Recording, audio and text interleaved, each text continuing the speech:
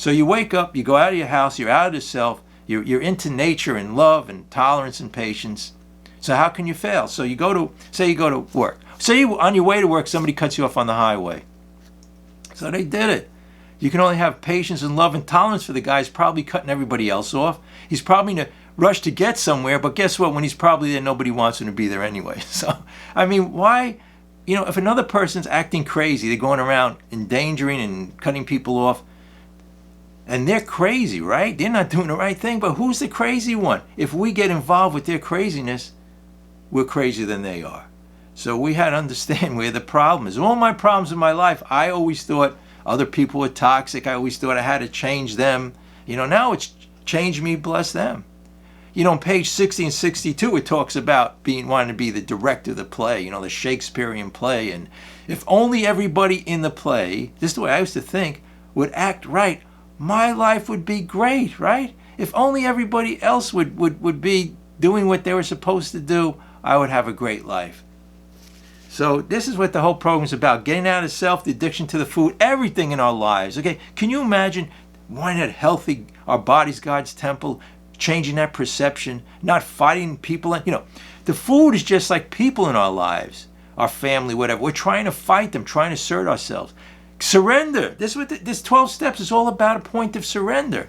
That's all it is. Because my best thinking got me here. And also, I keep on saying this all the time, figuring it out is not one of the steps. Again, but here I go. People you could in the program 30, 40 years, I go to meetings, they're still trying to figure it out. They call 10 people, what should I do about this person? What should I do? And they say, be more assertive, do this, do that. No. Get centered. And then the patience and love and tolerance comes out. So when you're in front of an aggressive person, say you're at work or a boss or something, and you only have, you know, if you want to get on something on your enemies, love them, right? So when you come from that patience and tolerance and you're centered, not only that, you know, it's like very passive. People say, well, how am I going to succeed in life unless I'm aggressive? No, when you're centered and you're in yourself, say you want to get a job or you're in sales, then you could call 100 people and you don't care if they say no. You go to a meeting with 100 people, they don't like you, you're happy because your happiness doesn't come from the people. So if you want to be successful, people don't understand when you surrender and you get humility. People just don't understand. A humble person, say again, I'll use an example of being in sales. They don't care if people don't like them. They call 100 people, they say no. But what is a man or woman with a big ego? What do? We go to work and the boss says something to us, we crawl into ourselves or somebody we're working with, right? We just freeze up. We get paralyzed by fear. Okay. Same with when we're in our job or whatever. I said like sales. I mean, using sales as an example today. The first person, a person with a big ego calls up, they say no, and that's it. They can't do it anymore. Actually, you can change your perception where you enjoy the rejection. Enjoy it. Just look at the other person that they don't know a good thing. Maybe you're selling something, or maybe you're selling yourself. You go in a room and people don't like you. Well, that's their problem. But, you know, for me to get involved with their problems and in my family too, that makes me more insane. I'm the toxic one. You follow that? People say, well, I had all these problems with my parents and we made a decision when we were really young, we were going to take everything personally. But we're adults now. We can be transformed. I mean, I have some of the prayers I was going to read, you know, in the big book here. But you know what? It all says the same thing. It all says, I tell you, step one, your relationship to your food. I am powerless. Give it up already. The ego, the self. You know, again, if you get out of the self and you walk out in the morning, again, I say when you wake up and you're depressed or anxious, you're thinking of the self. You're planning your past, they always say. How can you plan the past? You're regretting the future. You know, and they talk about being in the present, right? I just want to bring this up. We have prayer and meditation. So people say, I'm meditating now, I'm in the present, and they try to, what do they say, like wash the dishes in the present. That's good as far as it goes. But we have something more than here. What does prayer mean? Prayer, we do the third step prayer. Let me just read that. You know, maybe sometimes people be in here for years and years and years. Listen to the prayer for the first time. But not only that, incorporate it. Do what the prayer says on page 63. So you go to page 63, but listen to this. This is telling you here. This is the instruction booklet. So you can put food, people, your whole lives in here. if you're unhappy, this is the answer, the solution, before we're always in the problem. Here is the solution, and it says before that, as we felt new, the word new power flow in, that's on page 63, towards the first paragraph, sort of. The new power, what is that saying? Step one, the old power didn't work. And why didn't it work? And what was wrong with it? Because it came from the self. Selfishness, self-centeredness. All the 7 deadly sins that Bill talks about on page 48 and the 12 and 12 are all related. Gluttony, okay? You get the connection? Pride, get the connection?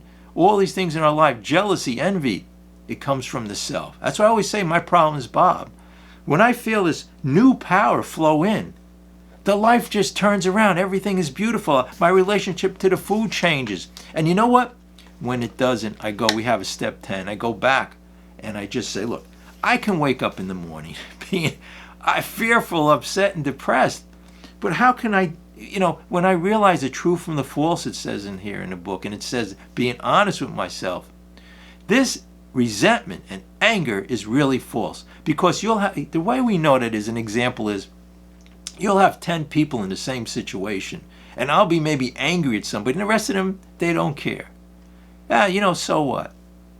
But no, we go through life carrying the world on our shoulders, making it all about us. If somebody even, you know how crazy we are? Because people always say to me, Bob, well, this drastic thing happened to me in my life, and they want to argue that, hey, we can't always get over all of these fears and anxiety. I say to them, look, I'm not going to get into what happened to you that you thought was traumatic. Somebody could think that if somebody, when they were in school, called them a name, that was traumatic. But say something, quote, really did. But do you realize 95% of the things we're fearful of is how people look at us or what we think people said about us? How crazy is that? The other person isn't that sane for going around trying to push your buttons or gossiping about you, and that's not the best way to live. But we become the crazy one. And who cares? When we're out of the self, who cares if I go to 100 people and they reject me when I try to sell them something, right? Who cares when we're out of the self? Who cares when I walk into a job? And the thing is that the whole key with this whole thing is that we can be happy, joyous, and free. But the side effect of this whole thing is the world around us change. When I change, the world around me changes. So when we resist somebody or argue or get upset, they retaliate. We want to control them. There's no more control. There's no more right and wrong. It all has to, I'm going to do it right now because I keep on going back off of this, but I wanted to set this up. A new power flowed in, and then it says here we enjoyed peace of mind. We discovered we could face life successfully. So when we're upset during the day, we're using the old power, the old Bob, the old whoever your name is out there, right, in this meeting. We begin to lose. Listen to this. This is really true. This is, just accept this into your life, that the old way, the old thinking is like, we have the bedevilments. It comes from a lower level. Do you want to carry, people say, I want to feel my emotions. No, I don't want to go around feeling my anger. It's like a hot coal. Because the anger is based on a false premise. The hunger, when we talk to food, it's based on a false premise. If I only have all these material things, if I only have this, I'm going to feel happy. Shift your thinking. Shift your thinking. Make it all about life and everything around you. And when you relation to the food, it's nice and everything and have all natural. I have everything with one ingredient. Okay? The calories and the problem with our food, as I said, the ingredients, I have pages full of ingredients they put in, is they're very high caloric. It's called processed food. So when you get into the natural joy and happiness of regular, wanting that natural food, when you want to be with everything outside of you and not making it about pleasure. Pleasure is really something we go after, and I talk about that man who climbed Mount Everest, right?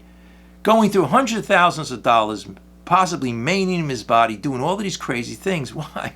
To get that pleasure. How long was he pleasurable for? He got to the top of the mountain, it might have lasted a few minutes. Then when he got home, I always say he probably had a argument with the taxi cab driver. He gets home, he sits there and thinks about there's 6 other high mountain tops that he could climb. So when you have pleasure on the other side with the food, on the other side is misery. And you know that with the food. You could die from it, the ill health, and psychologically it changes our brain, all of this food in our system. The system is rebelling. But if you want real joy and happiness, that comes from nothing. Go out and enjoy life. Enjoy all these things, but that's not where the answer is. In other words, that I told you about, the guy I went to the lecture, and he also talked about Mount Everest, the guy who was leading a lecture again in a meditation place I went to. He said, I could have the same joy and happiness sitting here on my couch. We travel all around the world. We eat all of these foods. We do all of this crazy things, but we never find the hole is never filled. We want more. We want more travel. We want more people to like us. We want more money. We have 1 million. We want 2 million. And how miserable people kill themselves. People again on yachts and billionaires. The happiness didn't come from the money. If they were happy, they had to find it in here, no matter how far they serve. Matter of fact, the money and all that success. They say only a rich man can come into this, a poor man can come into this kingdom, so to speak, of this joyous, blissful nature. Because the more success you have, it takes you out of the self. Oh, I know how to get happy. I have more food. That's going to make me happy. I know how to get happy. I'll have more people like me. I know how to get happy. I'll have a better position at work. I'll have a better job. Things will turn around, and then I'll figure it out, trying to figure out through filling me up with all of these material things.